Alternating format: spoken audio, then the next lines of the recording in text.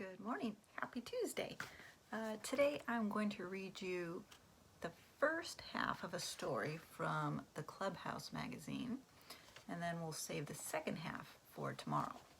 So here is a picture of what the first half looks like, give you an idea of what might happen. All right.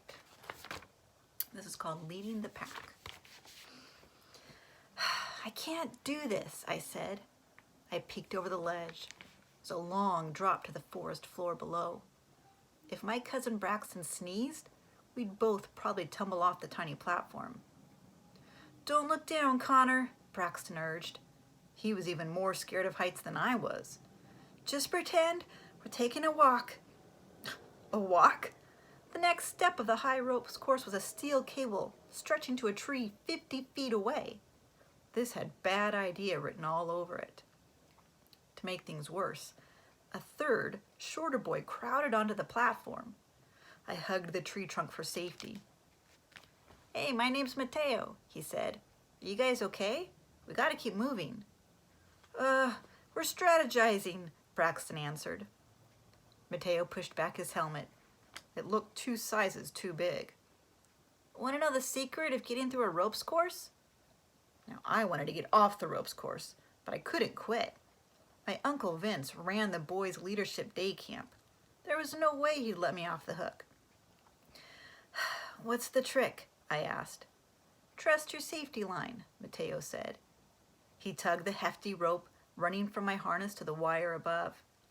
It won't let you fall. You could jump off this platform and still be safe. Was he crazy? No way I'd jump, I said. You'd have to push me. Mateo shrugged. Okay, suit yourself. He gave me a hard, 2-handed chest shove. I reeled backward and stepped right off the platform. Ah! I screamed. Hands and feet swinging wildly, I grabbed handfuls of air. Connor Mitchell, my uncle shouted. He only used my first and last name when he got really serious.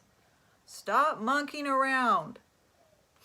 I clutched the safety line, my legs still pedaling the air. Look at Nick's team, Uncle Vince urged. Now that's how you and Braxton should lead. Nick was average height, but he stood head and shoulders above the other kids.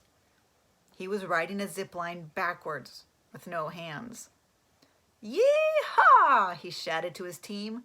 Come on, guys, this is a breeze. Nick's team cheered. Meanwhile, 2 more kids stood waiting on my platform, looking frustrated. Step up and lead, Connor, Uncle Vince shouted. You know what they say, right? Uncle Vince had dozens of sayings about leadership. He loved to write them in my birthday cards. Leaders don't ask for directions, they give them.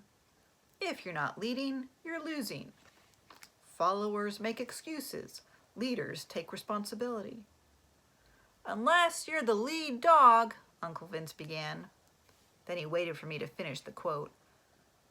You'll never get the big bone? I mumbled. Oh man, Uncle Vince rubbed his forehead. Cross that sky bridge, boys. If Connor chickens out, then Braxton's in charge. Uncle Vince disappeared down the trail. Mateo reached out and pulled me back onto the platform. I didn't actually want you to push me, I said, glaring at him. Mateo shrugged. Now you know the safety line will hold. You can do the rest of the course without fear. I hated to admit it, but he was right. We clipped, zipped, and tripped our way through the rest of the rope course without me freezing once. I laughed a lot, too. Back at camp, Uncle Vince told the boys to pair off for the 3-legged obstacle course. Braxton clutched my arm. I stink at this, he whispered. At least we can lose together. But Uncle Vince shook his head. He tied Braxton's leg to Mateo's. You 2 could use some time apart, he said to me. Meanwhile, I got matched with Larry Longlegs. Uncle Vince insisted we all start at the same time, which was a disaster. Nick and his partner elbowed past us, sending Larry and me flying to the ground. All right, that is part 1. Part 2 is coming tomorrow. See you guys later.